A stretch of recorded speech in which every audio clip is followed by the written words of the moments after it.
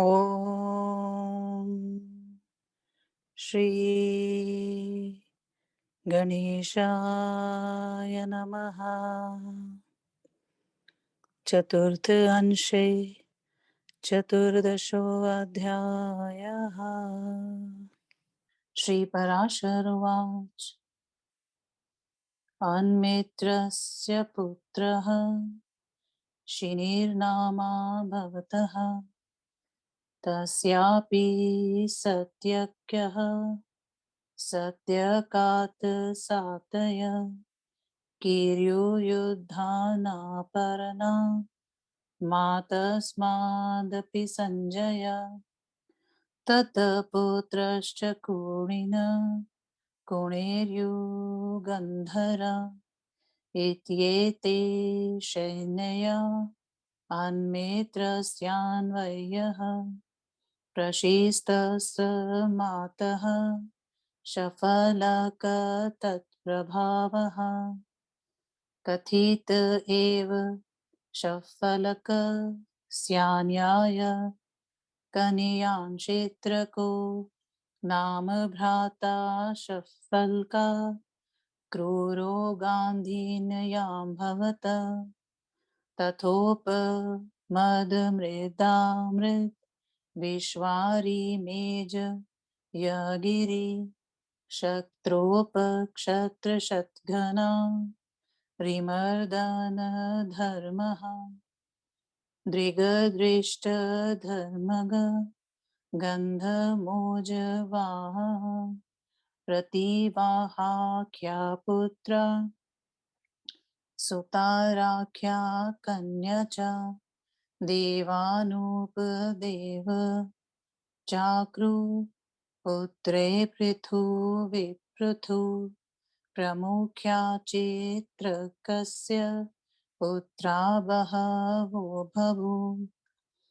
कुकुरभजमानः शुचिकम्बलबहिषः ख्यातस्थानकस्य चत्वारः पुत्रः कुकुराधृष्टतस्माच्च कपोत्रो मातत्त च विलोमातस्माद्वपि तुम्बुरुसखो भवदन्नुः संज्ञश्चक्ष अनोराना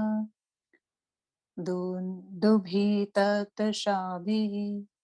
जिद अभिजितः पुनर्वसुतस्याप्ययाहुक आयुकि च कन्यया आहुकस्य देवको ग्रहसेनो द्वौ पुत्रो देवानुपदेवः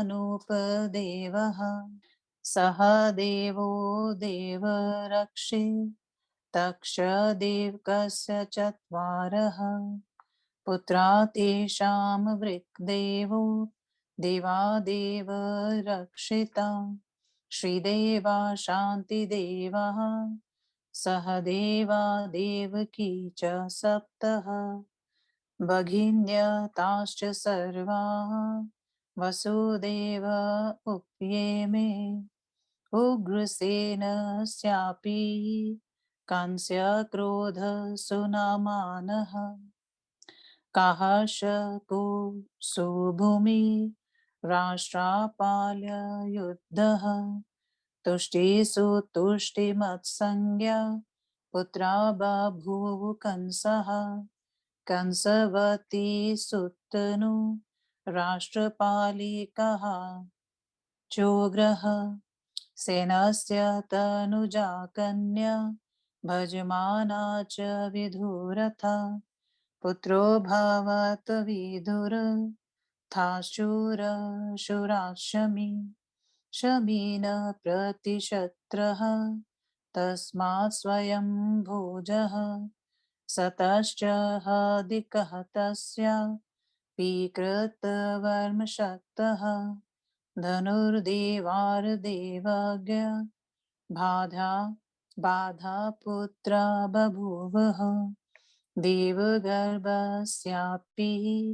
शूरशूरस्यापि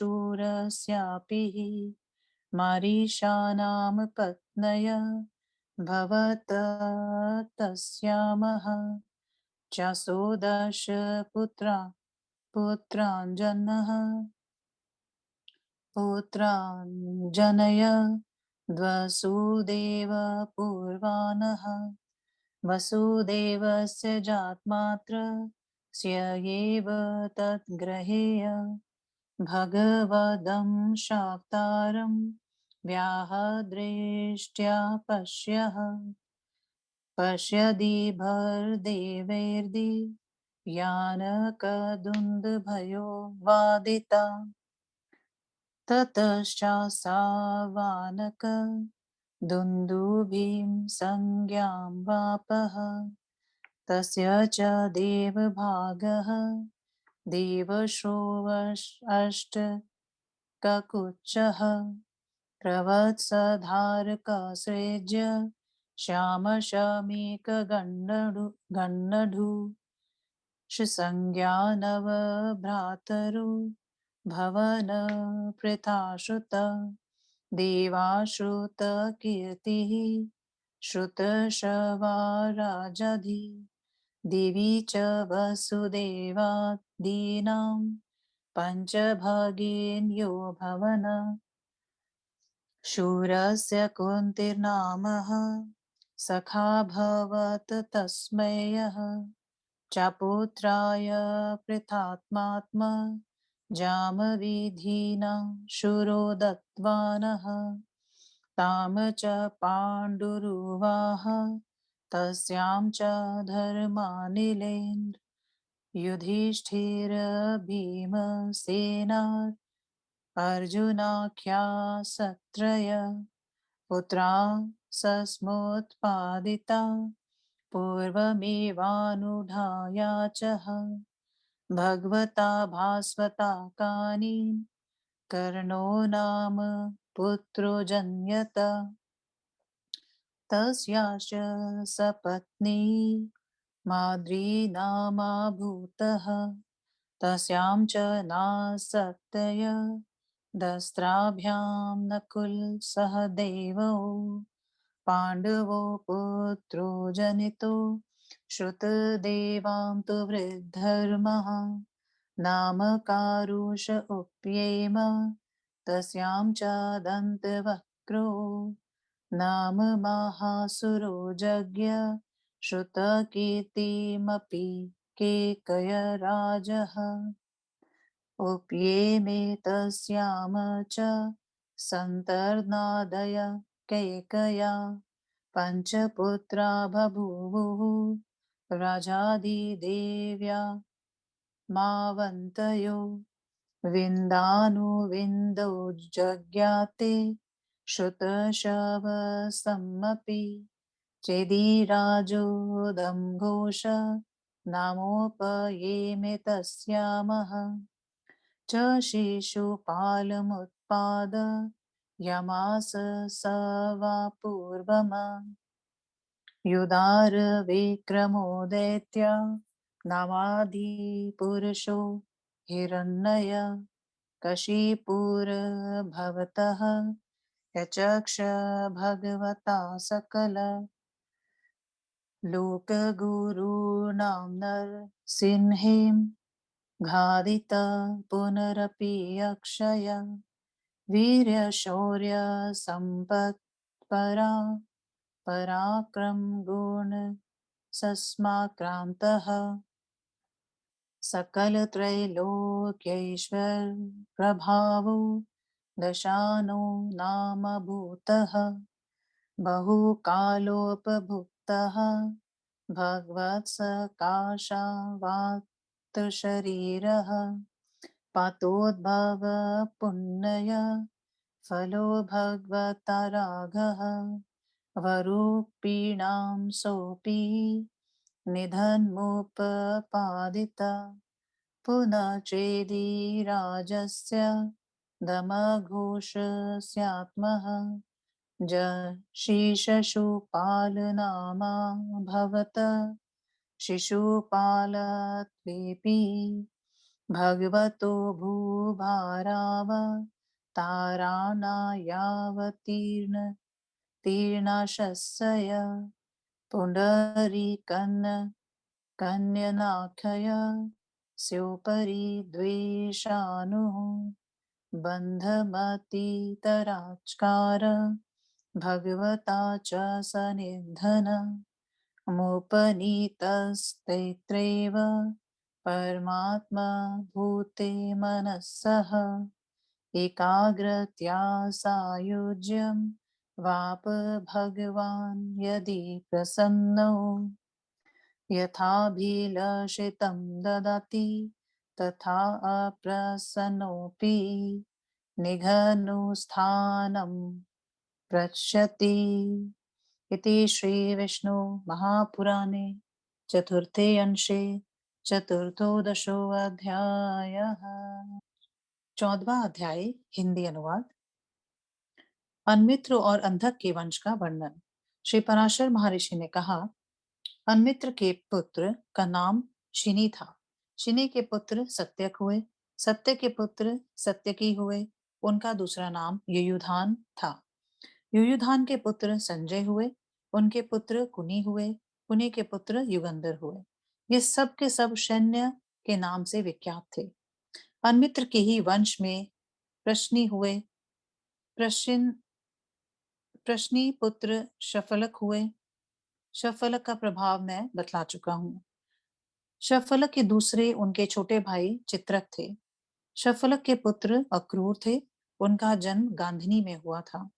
शफलक की दूसरी पत्नी से उप मधु मृदामृद विश्वारी मेज्य गिरीशत्र उपशत्र शतघन अरिमर्धन धर्मद्रक धृष्टधर्म गंधोज्वा और प्रतिवाह नामक पुत्र और सुतारा नाम की पुत्री उत्पन्न हुई। अक्रूर के दो पुत्र थे, देववान और उपदेव। पृथु तथा विपृथु आदि चित्रक के बहुत से पुत्र हुए। अंधक के 4 पुत्र हुए, कुकुर भजवान शुचि कंबल और महर्षि। कुकुर के पुत्र का नाम दृष्टा था। उनके पुत्र कपोत रोमा हुए। कपोत रोमा के पुत्र विलोमा हुए और विलोमा के पुत्र तुम्बुरु के मित्र अनु हुए। अनु के पुत्र आनंद आनक दुंदुभि हुए। उनके पुत्र अभिजीत थे और अभिजीत के पुत्र पुनर्वसु। पुनर्वसु के पुत्र का नाम आहुक था और पुत्री का नाम आहुकी था। आहुक के 2 पुत्र हुए, देवक और उग्रसेन। देवक के 4 पुत्र हुए, देवान उपदेव सहदेव और देवरक्षित। उन चारों की 7 बहनें भागिनियां थी, वृकदेवा उपदेवा देवरक्षिता श्रीदेवा शांतिदेवा सहदेवा और देवकी। इन 7 का विवाह वसुदेव जी से हुआ था। उग्रसेन के भी कंस न्यग्रोध सुनाम आन कहा शंकु सुभूमि राष्ट्रपाल युद्ध तुष्टि और सुतुष्टिमान नामक पुत्र तथा कंस कंसवती सुतनी तथा राष्ट्रपालिका नाम की कन्याएं हुई। भजमान के पुत्र का नाम विधुरथ था। विधुरथ के पुत्र का नाम शूर हुआ और शूर के पुत्र शमी हुए। शमी के पुत्र प्रतिशक्र हुए। प्रतिशक्र के पुत्र स्वयं भोज हुए और उनके पुत्र हदिक हुए। हदिक के भी कृतवर्मा शतधन्वा वही देव और देवगर्भ आदि पुत्र हुए। देवगर्भ के पुत्र शूर थे। शूर की पत्नी का नाम मरीषा था। मारिशा में शूर ने वासुदेव आदि 10 पुत्रों को उत्पन्न किया। वसुदेव के जन्म काल में ही उनके घर पर अव्याहत दृष्टि वाले देवताओं ने दिव्य आनक और दुंदुभि नामक वाधों को इसलिए बचाए थे कि इसके घर में भगवान का अंशावतार होएगा। उसी के कारण वसुदेव का नाम आनक दुंदुभि हुआ। वसुदेव के 9 भाई थे, देवगण देवश्रवा अष्टक ककुचक्र वत्सधारक सृजय श्याम शामिक गंडूष।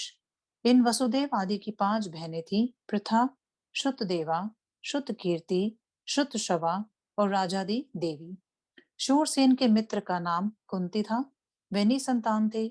शूरसेन ने अपनी पुत्री प्रथा को विधि पूर्वक उन्हें दे दिया। प्रथा का विवाह पांडु से हुआ।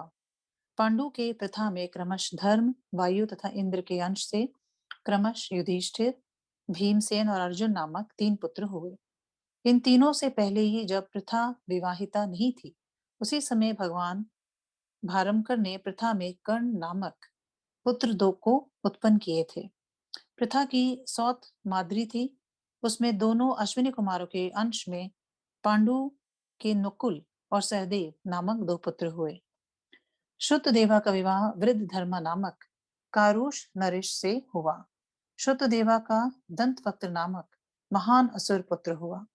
श्रुत कीर्ति का विवाह केकया राज से हुआ। श्रुत कीर्ति में केकया राज के संतर्दन आदि 5 पुत्र हुए। राजाधि देवी के अवंती देशीय विंद तथा अनुविंद नामक 2 पुत्र हुए। श्रुत शवा का विवाह चेदीराज दमघोष से हुआ। श्रुत शवा से दमघोष का शिशुपालक नामक पुत्र उत्पन्न हुआ। पूर्व जन्म में शिशुपाल दैत्यों का आदि पुरुष महापराक्रमी हिरण्यकशिपु हुआ था, जिसे सकल लोक गुरु भगवान नरसिंह ने मारा। उसके पश्चात वह अक्षय वीर्य शौर्य संपत्ति तथा पराक्रम नामक गुणों से संपन्न संपूर्ण त्रैलोक्य के स्वामी इंद्र के सदृश प्रभाव वाला दशानन रावण हुआ। श्री भगवान के हाथों मारे जाने से उत्पन्न पुण्यों के फल स्वरूप बहुत समय तक भोगों को भोग कर पुनः भगवान श्री राम के हाथों मारा गया। उसके बाद पुनः वह चेदीराज दमघोष का शिशुपाल नामक पुत्र हुआ। शिशुपाल होने पर भी वह पृथ्वी का भार उतारने के लिए अवतीर्ण हुए। कमल नयन भगवान श्री कृष्ण से अत्यधिक द्वेष करने लगा और श्री भगवान के द्वारा मारे जाने पर भगवान में ही उसकी बुद्धि के लगे रहने के कारण उसने श्री भगवान के सायुज्य को प्राप्त कर लिया।